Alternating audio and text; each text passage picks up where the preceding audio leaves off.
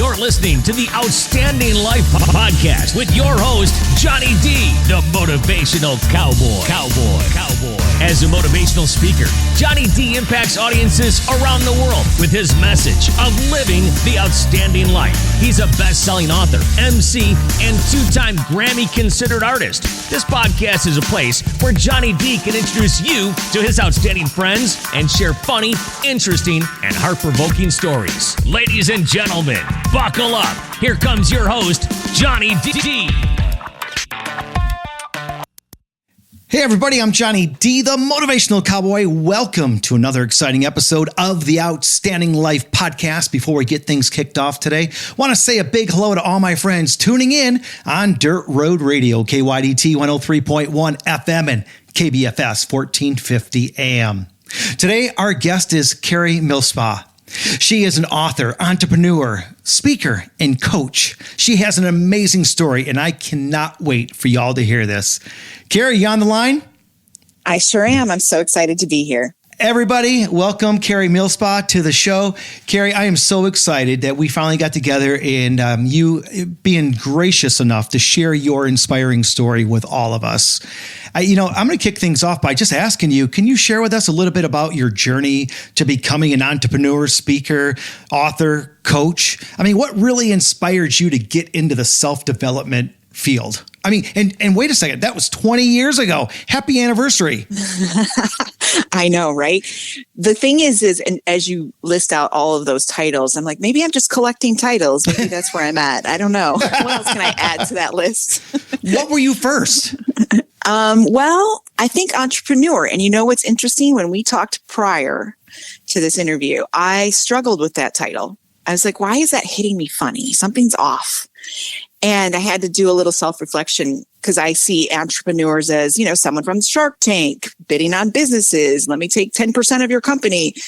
And I'm like, that's not me. But then I had to really look and go, well, gosh, when was the last time you were actually employed with the W-2 that shows up in the mail around January? I had to really stop and think. When was it, Karie? Well, I left the corporate world for good in 2014. Okay. But I've always had businesses throughout my life as well. So I guess, kind of goes back and forth. I think in the very beginning when I was married with my ex-husband, who is now my ex-husband, of course, but back in, the 90s, I had a property management company. So I think it really starts there. But then I'm like, well, where did it really come from? I come from a family of entrepreneurs. Dad, out of 40 years of his work career, only 36 of them, I think. 36, I believe, he worked for himself. The other 4 were for a company. I'm like, well, no wonder. And then I look back a little deeper. Grandpa had a farm. The other grandpa on my dad's side had his own grocery store. Well, I get it. Honestly, I think, just trying to figure out how to make money yourself. So I see it kind of as a self-employed adventure. But I think if you follow your purpose, you'll land where you need to be every time. And that's kind of a little bit of my background on how I've worked for myself, create income on your own. I think that's legitimately an entrepreneur label. Wouldn't you agree? Absolutely. I'm just sitting here listening to you right now, and I have to ask this question, and that is, were you this way when you were a young child, 8, 10, 12 years old? Were you out there like bossing people around and the kids around the neighborhood? Like, were you always that go-getter? Like, just making stuff happen? Well, my mom called it influential, which is a nice way to say bossy. Yes, she actually wrote that in. I think I had to do a little biography of myself in 8th grade, and your parent had to write a portion of it. And she said, Karie was very influential in the neighborhood. And ironically, most of the neighborhood was boys. So here I am bossing boys around. But I think it was just saw lack of leadership and jumped in. So it goes back to, are leaders born? Are they taught? Where do they come from? Is it just who you are naturally? I think it's kind of a mixture of everything, just life in general will evolve you into where you need to go. But yeah, I was a little bit on that leadership side. Let's just call it leadership to be safe. I love that. Karie, what's the funniest or most unexpected thing that happened to you when you were just starting out? Because people are listening and we're going to highlight all the cool things you've done, but there's got to be things that you're like, oh my God, I can't believe that this happened in the very beginning. I don't know how I didn't quit a million times, just really. I love that. On a hourly basis, it should have been like, just stop, Karie. Why are you trying so hard? Just stop. But that hesitancy, that weird feeling, that energy of, am I even going the right way? Should I be going 100 miles per hour the wrong way? There's that weird feeling, because it happens. In 2013, I hired a business coach to help take my business online. I didn't have that. I did wellness coaching prior to that, but it was all referral basis. I did it when my daughter was a baby. It was a fun little side gig as a stay-at-home mom.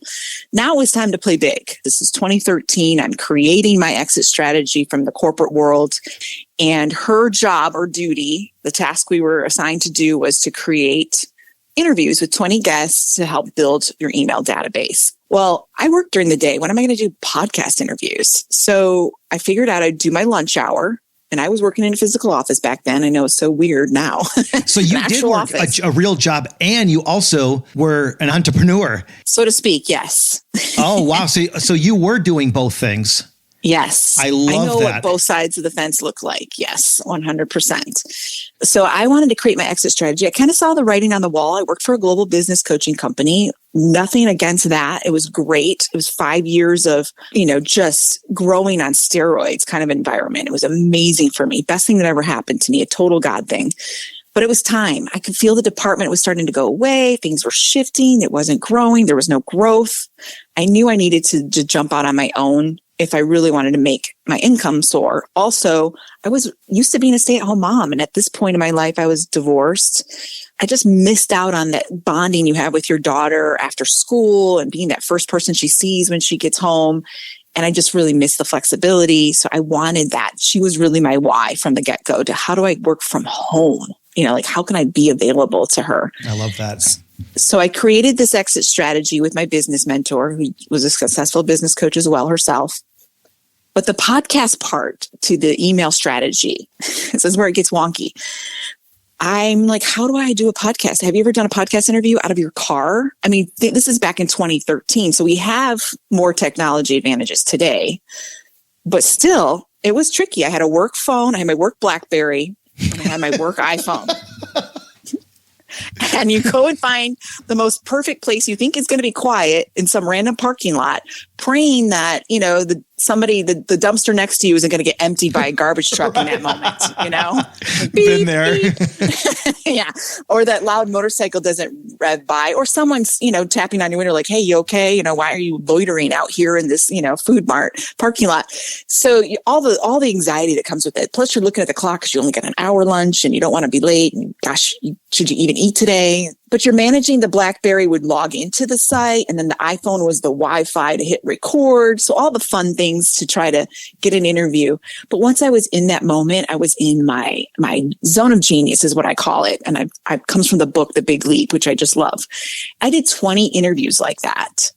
And when people give me excuses that they don't have the time, or that's too much work, or I can't really create the time or schedule for this exit strategy, or whatever steps are needed to get to that freedom lifestyle, I just tell them that story, because I could have said no too. And Amen, where would sister. I be today? Absolutely. Where would I be today? There is no excuse. And that's what I tell people as well. I've been there, done that. I've been at rock bottom, trying to make all this work. Thank God it did work, So yes. Did you ever have anybody doubting you in the very beginning? Unfortunately, I didn't have a big circle of people I even could relate to or talk to. So do you think that was important? To keep the circle small so you could only keep positive people around you? 100%. I was in a group coaching program, so I'm with like-minded experts and people that also have the same goal I do. That's where I really focused on and hyper-focused my alerts and tuning in and energy towards. I'm in Vegas at this time. My family's back in Michigan. They don't quite understand. Just go get a job. Karie, why aren't you just looking for another job? I needed to mute that because my why was so strong. I knew at the end of the day, I was doing the right thing, even though it was going to be bumpy. It's not the smoothest ride, that's for sure. And that feast or famine income is never fun. But there was something inside of me. I just kept seeing my daughter and the freedom to feel like a mom without all that guilt. And I know I'm speaking to other single parents out there that go to work every day, like all that guilt, energy, and not being present with your child. I was done with it. Yeah. I didn't want to feel that way anymore. So her why, and she's always been attached to all of my goals, which I always recommend you attach another person outside of yourself to your goal, because you'll let yourself down first before you'll let down someone you care about. So amen, sister. I love that. I mean, I was the exact same way about my daughter, Jessa. I mean, she was my why. Like, I'm going to show her that I can do this and that I will do this. So I love that advice. It is great. And it's worked consistently. She's going to be 21 in a couple months. So I still use her as my why. Probably always will. It just changes and shifts, looks a little different into her adult years. But looking back, zero regrets. You know, there's those people that are like, oh, it must be nice. Oh, you're so lucky. You get to work from home. Oh, are you in your jammies right now? This is pre-COVID, of course, before it became cool to work from home. Thank you, COVID. But, you know, it's just, yeah, whatever. Nothing, you know, like, I don't even know if I'm going to pay my bills this month, but thank you. Thank you for making me feel like I'm so lucky. Oh my God, you're bringing back so many memories. Do you remember like the first time that you really thought that your business was a success? Like, I'm not even talking about financial, like maybe it was getting that first speaking gig or that first client. Mm-hmm. Do you remember that time that you're like, oh my gosh, my business is a success. It's working. You know, it's like everything your coach told you, it's working, you know, big question mark behind it. Do you remember? There's a couple of different ones that pop out. I think it was when clients start to reach out to you because you're getting a referral, or they saw you somewhere, or someone happened across a post that just hit them the right way. Because when you're on social media, you're constantly promoting yourself, which is the ickiest feeling in the world. I'm not going to lie, which is why I've helped promote so many other speakers, authors, coaches as well, because it just takes them out of the mix, that yucky feeling like, oh, I'm so awesome. Come look at me. And you just have this empty audience, you know, with a podcast. You're like, is anyone out there? Does anyone even hear this? Right. Hello. It's like an echo chamber in there. So for someone to circle back and go, you know, you mentioned something a couple months ago and I can't stop thinking about it since. But it was the validation of, I said something that changed your life. You know, just that stuff is the validation that you need. Like, yes, keep going. Those are the little God glimmers that he gives you, you know, those little nudges that we need from time to time, because it does feel scary, especially if your GPS has no signal at that time. Back to that. What do you think was the biggest challenge you faced going through this whole process, and how did you overcome it personally? I think the first spot that we get stuck is the self-doubt. We start to go into people pleasing. Well, what does everybody else think I should do? Mm-hmm. Well, what should I call myself?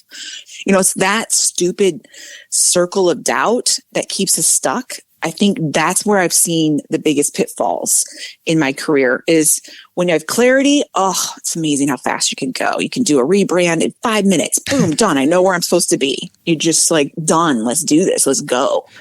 But I think that's probably been the biggest challenges in the last decade or so, is just letting yourself get in that stuck energy. You've brought this up a couple of times, and, you know, failure is going to happen. Setbacks are going to happen. But how do you handle failure and setbacks, especially being a single mother? Not only do you feel bad that like maybe something didn't go the way you thought, or you didn't have enough money to pay bills, but you had your daughter to sit there and she had no clue, right? I mean, she just wanted her mom around. How do you tell other people how to get over that? Because we've all had setbacks. The best thing that can happen to you is a setback, because now you've got the test in front of you. Now you know how to navigate through it. Now you've got a blueprint for the next setback. Karie, say that again, because people are saying, what the heck did she just say? Setbacks and failure is good? Yes. It's giving you a game plan for the next one, because you can't avoid it. It's going to happen. You can't see everything. Control is an illusion. You're never going to know that mom has a cancer scare and I'm going to have to stop everything and take care of mom. Thank you, Jesus, my mom is fine. But I'm just using it as an example. Life throws you curveballs. So the best thing that can happen is failure or a setback or some type of speed bump. Call it whatever you want to in your mission. But at least now I can go, you know what? I've got something to revert to. The last time that happened, what did I do? Oh yeah, I reached out to this person. That person started to get connections, created this revenue stream. Once you start making your very first dollar on your own, not as a W-2 employee, but on your own, especially with your own name behind it, your own name on the invoice, there's a certain switch that comes inside of you that says, I am powerful. I'm unstoppable. I can create my own income. I don't have to depend on someone hiring me or firing me or keeping me at a job anymore. It's a very different energy, and you don't feel like a victim if you get laid off or something of that nature happens. I work with contracts with big companies. Those contracts end.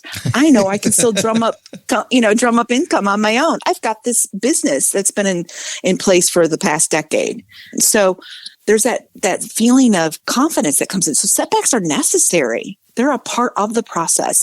They're the armor that you create throughout the process. Otherwise, you're going to be completely clueless and spinning, not knowing what to do. The best thing to do is recover as quick as possible and don't stay stuck in the victim mindset. It's so easy to stay there. Absolutely. Why did that happen to me? Why? Do you remember the time that you went in and you put your 2 weeks in and you decided, hey, listen, I'm going to do this for myself? You weren't working 2 jobs? I did that this is a funny story all by itself, but 18 months I stayed in that. I'm creating an exit strategy. I'll eventually leave. When you sit on that fence for too long, the fence starts to crumble underneath you. And those fence posts are not comfortable. They start to poke you in places that don't feel so great. I had originally given myself a year for an exit strategy and hired my coach for a year. Well, 18 months comes around and the Lord's like, excuse me, why are you still there? You're supposed to be in your own business by now. Things started to happen around me. It started with a job demotion. Nobody wants to get demoted, especially when you're the top producer in the company. I'm like, what's happening here? Now my ego's getting bruised. then came a pay cut and I'm like, whoa. Again, top producer, what are you doing? You're taking me out of my management role. You're moving me over. I started to see what was happening. God was making my current situation uncomfortable because I had overstayed my welcome. And I knew that my management were kind of keeping an eye on me. What is she doing over there? She's been posting different things. We're kind of watching her. She's kind of mentally checked out. It's very hard to stay in a place when you're ready to soar so badly. You cannot wait to let go of all the micromanagement of, unfortunately, some corporations have instilled into their work environment. I was ready. I was ready to go, but I went silently. I didn't go out with a bang. I actually told my manager at the time, I'm going to do commission only. She's like, yeah, without your salary. She's like, yeah, I think you're emotional. So we're going to talk about this tomorrow. We're going to table this for now. I'm like, girl, you have no idea how much I prayed already around this topic. You know how much courage it took me just to tell you that? No, we're not talking about it tomorrow. This is going to start now. Again, God was just making it uncomfortable because I had overstayed my welcome. So I did commission only, slowly cleared out my desk a little more every day. There was a little less Karie at the desk, a little less pictures, a little less fun paraphernalia on my desk. And I messaged them from home. I'm going to work this last week from home. And this is my official 2 weeks. So I didn't even get to say goodbye to anyone formally. I didn't have the usual best of luck cake, Karie, let's all meet in the lunchroom kind of farewell that most people did that would give their 2 weeks. I just wanted to leave quietly, and I left on good terms, and I left with still, I was working in sales at the time. So I was left, a few leads that I was going to continue to work till close. And I did, saw them through. And there's a hefty commission attached to them. Of course, I'm going to. So it was all good. There wasn't like this big, I'm leaving, door slamming drama. It was a real quiet exit out the back door kind of vibe. I love that. I remember the first time that happened to me. Well, it was the only time. And I literally, I've been praying about quitting, praying about it. Finally, I walked in one day. I say, hey, Mike, I quit. And same kind of deal, right? Corporate America, marketing director. And he says, what are you going to do? I said, I'm going to be a motivational speaker. He goes, well, when you walk out that door, I will never have you come back. So just so you know that. I said, perfect. On the way home, I was like, Lord, why did you do that? And he's like, you've been praying about it for freaking 6 months. So I gave you what you wanted. So, right. And I took that, and I still remember that day, driving home crying, going, what did I just do? But that was the motivator was, hey, I'm going to do something different, and if you're going to pray about something, right, at least listen to the answer. And when the answer is given to you, know that it's the right answer. Absolutely. Yeah. Prayer and meditation, people get those confused. Prayer is asking for the answer. Meditation is sitting and shutting up so you can hear the answer. Amen. Absolutely. Just shut up. Hey, do you remember a time, now that we're talking about all this, that you thought to yourself, wow, I can't believe I just pulled that off? Oh, many times. And I had already learned kind of the skill set, and I like to call it leap and the net will appear. I had already done that. Like just tested my wings a couple times. Like when I had asked my ex-husband for a divorce with no income, been a stay-at-home mom for 4 years, and then the income shows up. That's scary stuff when you literally put yourself already out there expecting the outcome to be in your favor. That's scary. That's a faith test. And everyone should test their faith, muscles, flex those as much as you can, because the next time's going to come and you're not going to hesitate. You're not going to sit on that ledge. So when I gave her that, going back to the manager, I told her, as soon as you commission, I'm going to work from home a couple days a week or whatever. Literally that day, not even a full week had passed, because I had given myself, I need at least $10,000 in the bank before I can quit. That was the bargain I gave me. That wasn't the bargain God and I discussed. That was Karie's bargain. I'll feel a little bit better if there's a little cushion there. This is what God does. He wants to see you first. Do you believe me? And then we have to show the faith. Then he shows up. God doesn't need to play games with us. God is God. He can do whatever he wants to. He doesn't need to be permission to show up in his almighty power. But he does want to test our faith, and he does want to trust that we believe in his promises. So Miss Karie quitting that day without the $10,000 in her bank account was an act on faith. Sure enough, what shows up later? Oh, guess what, Karie? You just closed a deal and we weren't sure we were going to pay you on it, and it's $7,000. What?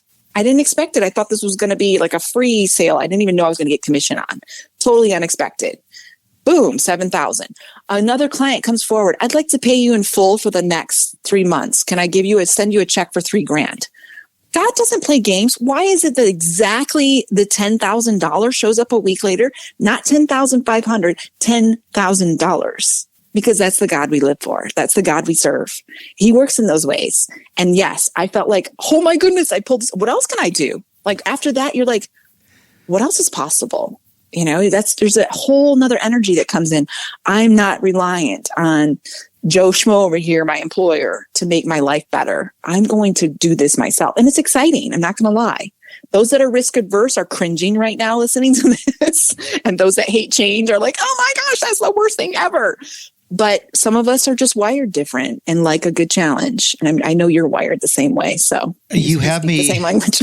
with tears in my eyes right now, just because, right? I mean, when you work for yourself, we've had those moments of self-doubt but when you believe and you put your belief in God and you put your belief in yourself and your ability and you do pull it off, you're like, wow, but you made that decision, and, well, thank you for sharing that.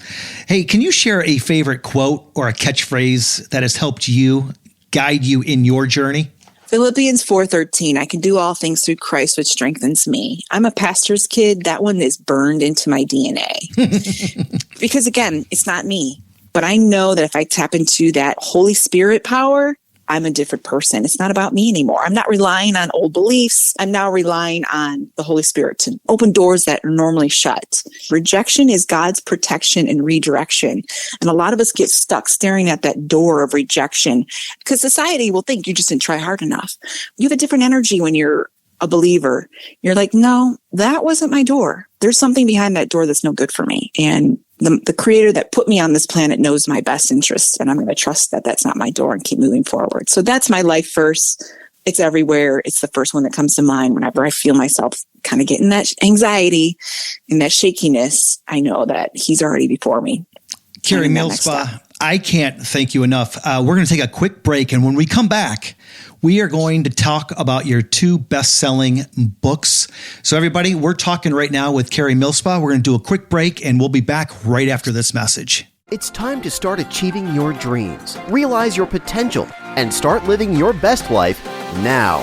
Introducing Wild Cards of Success by Johnny D. This game-changing book is packed with powerful insights and practical strategies. By recognizing your unique qualities and talents, you become empowered to confront your fears and doubts and take those stepping stones toward the path of self-fulfillment. Go online to motivationalcowboy.com and order your copy of Wild Cards of Success right now. Hey everybody, I'm Johnny D, the Motivational Cowboy, and you're listening to the Outstanding Life podcast. And our guest today is Karie Millspaugh, and we just left the cliffhanger of her being a two-time best-selling author. She published her first book in 2016 called Permission to Be Me. But in 2024, she published a brand new book called Permission to Be All of Me. Karie, I have to ask, I know how tough it is to write several books.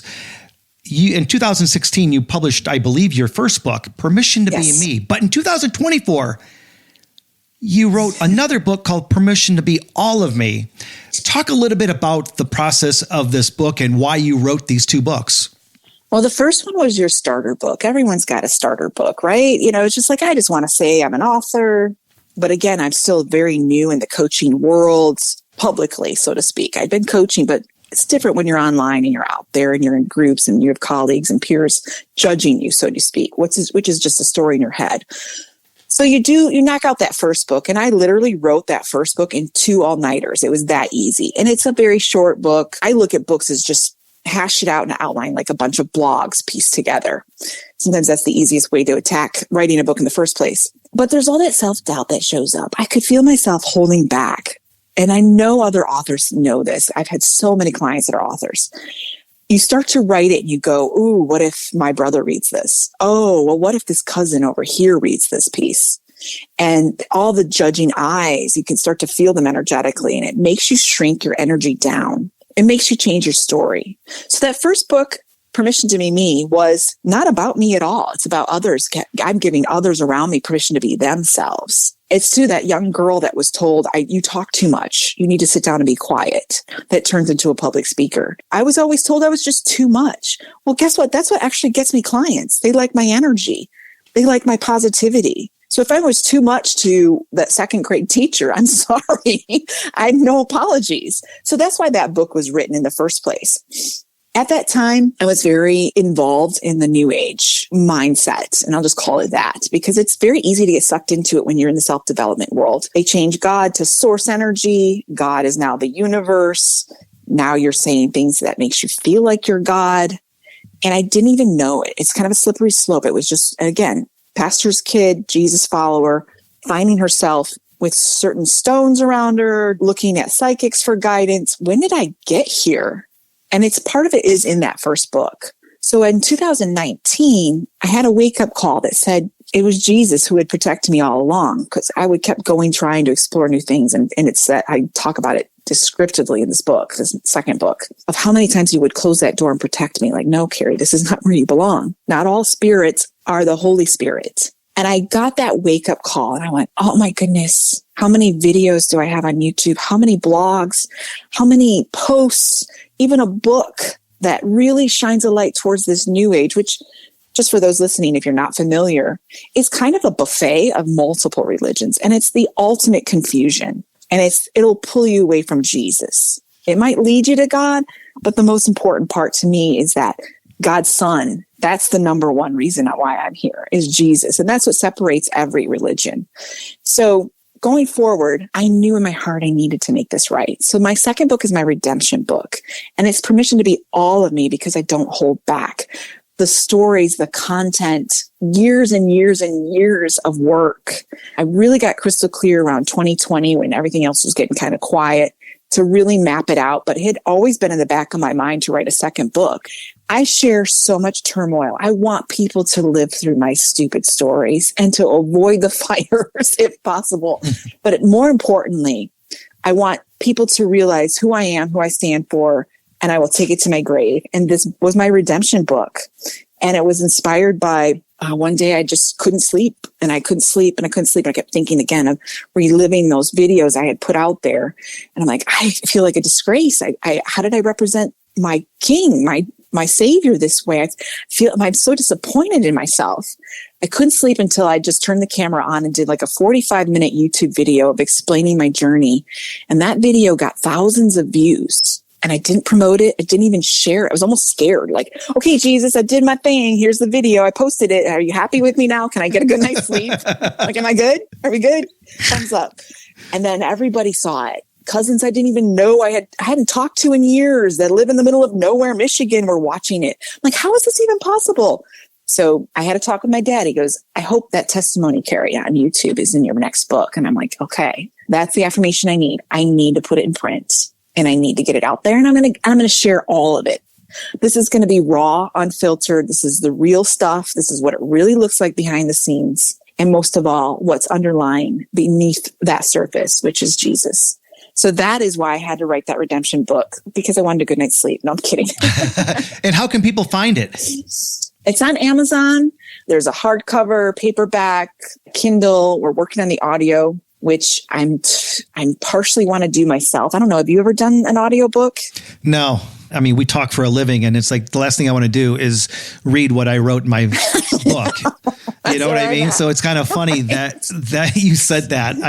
I have not done that. Well, I'm torn because I want it in my voice if I do it. But again, so my stories are real. I'm going to live them every time I read them. I'm reliving that experience. How do I not make my voice crack? How do I make this such good audio quality? So I'm a little stuck on the audio.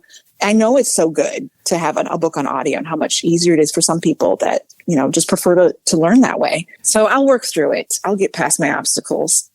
Karie, how do you manage to balance work, family, and personal time? I know how much work goes into being self-employed, but how do you manage being a single mother, spending time for yourself and your family? You learn the hard way, because that's when you're like, why am I so tired? I feel burned out. I don't care if another client wants to work with me. That's a big red flag that you didn't have healthy boundaries right up front. And I did learn it early on. I had clients in 11 different countries. So you've got all those multiple time zones. And now you're so accessible these days. So they're pinging you on Facebook. They're pinging you everywhere they can. And it's Sunday in the afternoon and you just want to go for a walk with your daughter in the park. And now my messages are coming through and now I'm thinking about work. Learning quickly to have virtual office hours, regardless of the time zone that your client is on. Because I was in people please mode. You always are in the beginning. You're like, I got to serve, serve, serve. You will hate yourself later and you'll start to resent your business and your clients if you don't have these virtual office hours and healthy boundaries in place. So that's step one. Great advice. I've worked for companies that, the corporation, the headquarters is on the Pacific time zone, which worked great when I lived in Vegas, but now I'm back in Michigan. They respect, your Eastern time. We're not going to make you get on a 7 p.m. meeting. You're having dinner with your family. We're not going to make you jump unless it's super important. Of course, you have to be massively important for me to do that. So you've got to start with you. If you want people to respect your boundaries, you've got to respect them yourselves. You've got to have that hard line. I know where my happy place is. It's my home office. I smile, when I'm like, oh, my desk, my happy place. My brain's attached to this desk. I swear it is. I'm in my zone, but I have to be realistic too, to know that healthy wise, it's not good to be sitting that much. Number one. Number two, I want a life. That's what you're doing this for. I want happy family time. I moved back home to Michigan to be with family. I have 2 sisters close by. My daughter and her boyfriend live with me. They're fun roommates, by the way. Hopefully you're not forever roommates, but they're fun right now. But overall, it's you've got to really focus on, I don't want to be a workaholic. I'm starting to get crabby. What's going on? I'm not getting creative. That's when I've overstepped a little bit, because you do when you work for yourself. It's usually inspired action, which feels timeless to us. And one other tip, just one other one. Make sure your work is in a designated location if you work remotely like I do. If you take your laptop all over the house, you've just now made your entire house your office. You've got to have a space for sanctuary. You've got to have a space that's rest time. But for the most part, I make work about my office and I keep those boundaries, even physical boundaries are necessary. Karie, the listeners are listening to you right now. You're so upbeat. You're so positive. We're talking about all the great accomplishments that you have done in your life. But there are people out there listening right now saying, well, she has no idea what it's like to be me right now. I'm barely paying rent. I'm barely getting my car paid for every month. I don't have enough in my bank account. Did I read correctly that there was a time in your life that you were almost homeless and almost on food stamps yourself? You did. It's not my favorite time of my life, but yes. I think everyone remembers the 2008 crash of the economy. If you owned homes, that was a tough one to swallow. Ironically, I also chose to get a divorce at that time, which I didn't check the economic outcomes first. I wasn't looking at are we going into a recession? That was not at all. It was just coincidence. Worst time ever to split the sheet, so to speak. But is there ever a right time? No, Yeah. I don't think so. No, especially when you've been working on it. This is a marriage that 19 years with one person. I married my high school sweetheart. We were married for 12 years. I had a 4-year-old daughter. I was doing wellness coaching on the side and going back to school and juggling stay-at-home mom and then working our property management company as well. I just knew no one else is trying in this relationship. It's just me, and it's going nowhere. When you outgrow your high school sweetheart, they're still 17 when you leave them. They're still that 17-year-old. So I chose to leave, and there's that piece of you that's like, I don't know if I'm even doing the right thing. And it was rough. It was a really rough couple of years. I'd moved to Vegas, walked away again from 4 properties. One of was three rentals, our own home, and then 10 acres of my dreamland in my hometown of Traverse City, Michigan. I felt like I was 18 again, like just moving out from my parents' house. That's kind of what it felt like, because you get that security of, the double income, multiple businesses going, to starting all over again. And of course, I got sucked right into another entrepreneur role right in Vegas, like instantly. I'm just, affording an apartment at the time, got shared custody with my daughter because backstory is my ex-husband moved to Vegas first. I chose to go there to keep her close to her dad. And I thought it would be a fresh canvas of life, get away from the memories of marriage and so on, start over somewhere where there's more sunshine. Long story short, that bumpy ride got worse. I joined a company as their vice president. It was a startup. I was vice VP of sales and communications. It was, if you can just imagine at that time, every other house is in foreclosure. Houses are for sale everywhere. People are fleeing Vegas like it's on fire. So I'm going through this process, and this startup company is lying to me, telling me, your salary's coming. We're going to pay you with this next investor's payout. Just keep working for free, Karie. Keep working for free. And again, I got the entrepreneur mindset. We're going to get a payout. We've got investors that are going to invest into this digital media company. I'm good. It's okay that the electricity is about to get shut off, and I'm behind on 5 car payments behind, and all the terror that shows up. Now you're trying to outrun this fear. And unfortunately, the investors that were going to jump in backed out in the bank lobby of getting ready to dump in a ton of money. It was one of the worst days of my life. It was August 3rd, 2009. You never forget it, ever. You're like, but that was my safety net. Like, how am I going to pay my bills? My rent is due. I have a daughter that's looking at me, Mommy, I'm hungry. And I was waiting for that cash payout. And this isn't a company, of course, that I'm affiliated with now, but it's same entrepreneur thread. Yep. So I had to scramble. I would pace the hallways at night. God, I know there's a solution. There's something here. I have to do this. I know there's a way out. Angels just showed up everywhere. How can we help?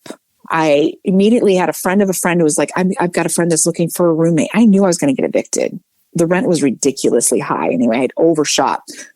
Again, thinking, double income. This is a pay I can afford. No, Karie, you're a single mom now. Get real. Now I'm sharing a bedroom with my soon to be 5-year-old. Well, actually, she was 5 at the time.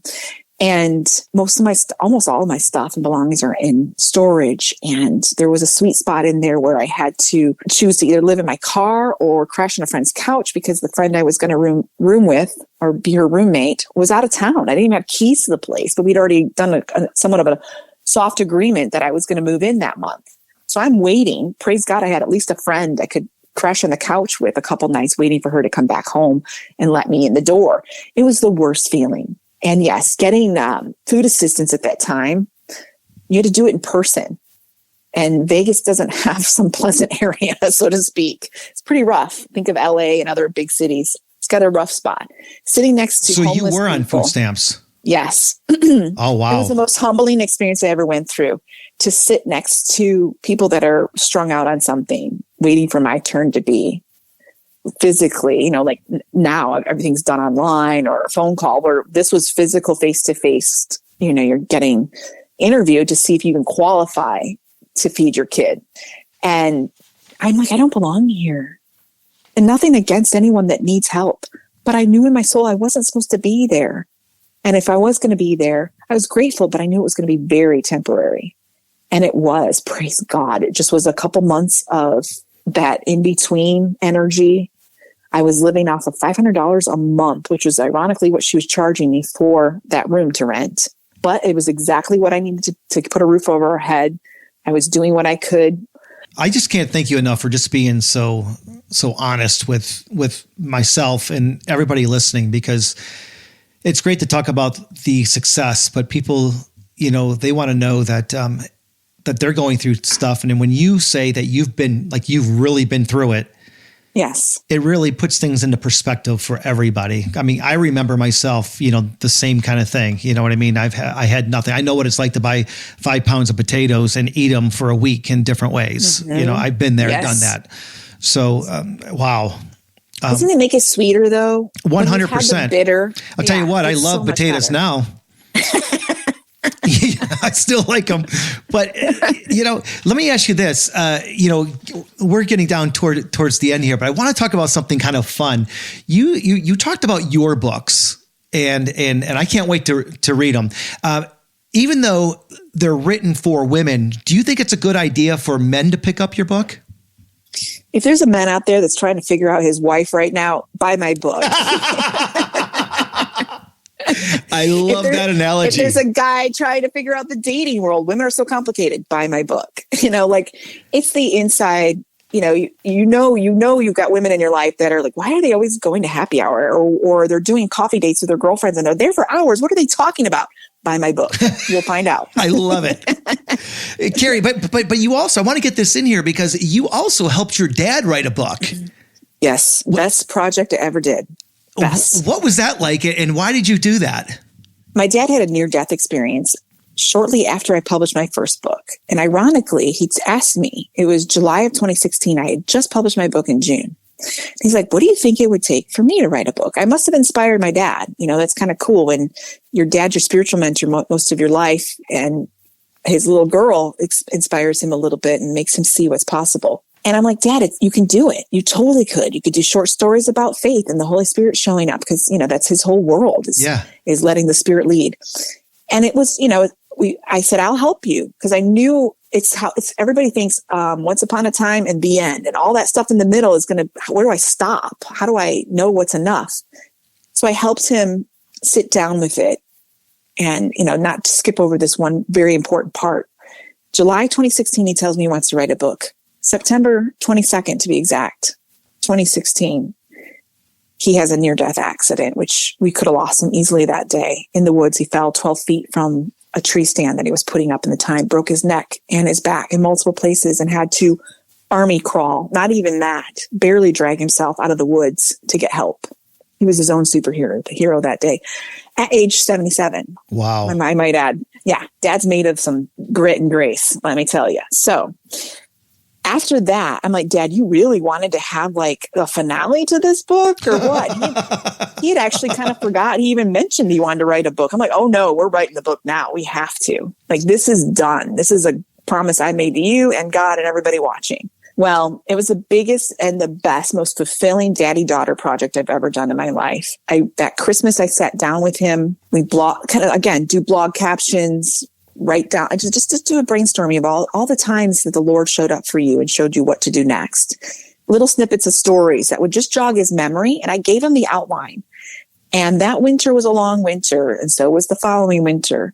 And he chicken scratched it in Dad's best way of writing, in pencil and sometimes pen, on a notepad, his story. Praise God, I know most of the stories, kind of fill in a lot of gaps, because he's going from memory and just writing. And we know typing and writing is very different. And I not only published it, I helped edit it and helped co-write it and gave him more stories. And it was just the most beautiful project.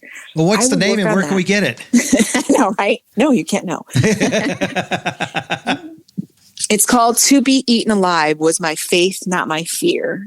And the cover is pretty graphic. It's of an an elderly man at the base of a tree that had fallen in the woods, and no one knew where he was. Oh, wait a second. This is on your website as well. Yes. I saw that. I didn't realize that was your dad's book.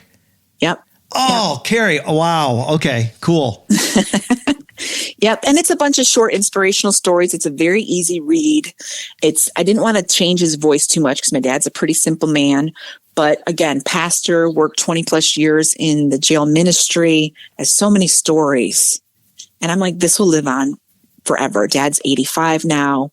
Every year is a blessing that we get to have with him. And I also interviewed him on my podcast a year ago. I think it was last summer, 2023. Yeah, is when I interviewed him. And, whatever I can capture of his knowledge, I feel is a blessing. And it was just the most rewarding. We got him into some deer hunting magazines, at Avid Outdoorsman. It was just fun to see his book take off. And sounds like I got to get your dad on my show.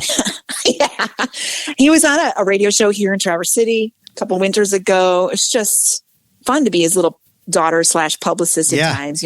He's super introverted, but if you get him talking about Jesus, he won't shut up. So hey, listen, I don't have a whole lot of time to talk about the trip that you took. You moved from Vegas back to Michigan, but that is something that you did. You moved from Vegas back to Michigan. I believe it was last year, the year before. It was 2023, September 2023. Okay, so 2023. And now you, every single chance you get, you are backpacking across Michigan. And for those people that don't know you, you don't look like a backpacker to me. You look more of the Ritz-Carlton girl to me. If it doesn't, have room service, you're not staying there. I have to get this story out there. How in the heck did a girl from Vegas, and I mean, is it fair to say you're a girly girl? 100%. Okay. I would be mad if you didn't. Okay. So, but if you can imagine this girly girl now backpacking for days. Yeah. And just watching your social media and stuff, can you just talk a little bit about what inspires you to get into backpacking and why you do it today? Well, I moved back home to Traverse City. It's my birthplace. We left here when I was only 15, so I didn't get to explore the beauty of northern Michigan. You do visit from time to time, and I did make it a habit to visit my sisters as often as I could, but you don't really explore. You go to your favorite restaurant, you do your favorite things, and you get on a plane and go back home. Ironically, I met a man 2 weeks after moving here, and I could feel it in my heart when I moved here, when I was packing. The person you're supposed to meet will be back home. I don't know if it was because I felt settled enough to let a guy catch me, because this is 15 plus years post-divorce. So there's some truth to that, and that's a whole nother episode. But maybe I was like, I don't want to get stuck in Vegas. I don't want to meet anybody, get committed. I want to go back home someday. And I always knew in my heart I was meant to go back home. So 34 years later, I made it happen. And we met two weeks in. I'm just still unpacking boxes. Didn't even want to start dating. I was like, do I really want to do this? I'm so happy. I've got my family nearby. Let's just see what's out there. Ironically, I meet this man who's 10 minutes from my house, lives almost next door to my sister, which is where I stayed every summer. His son went to school and rode the school bus with my nephew. He was born in the little tiny town of West Branch, which is where my parents live. Like, just so many things that were linking up in that first couple conversations. But on his dating profile, he did say he was a backpacker, and I swore I would never do anything like that. Like, you can't get me to take everything I own on my back. I mean, this is the girl that usually takes a separate bag just for shoes, right? Just being real. So yeah, I'm like, what got me really was not just falling in love, but there's something about, I always say couples that play together stay together. And our list of compatible activities is long, from golf to kayaking to hiking, you name it. We've done it together. There's still a list yet to do. We just love to check off the things that we enjoy doing together. Backpacking was not on my radar at all. I've camped before. I call it car camping. Now I call it glamping, because now once you're a backpacker, it's like a luxury to have a car nearby. But honestly, what got me going was I love to push myself. I love a new challenge. I love to do things I told myself I never would do.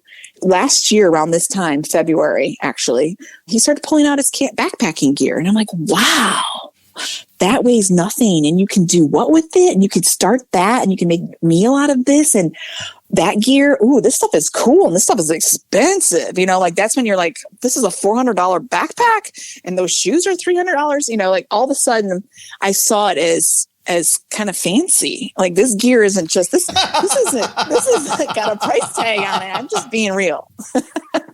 This is now fancy. It's like, I want to have that brand, and there's outdoor research, and I'm going to go to REI for our date night. Like that now is fun.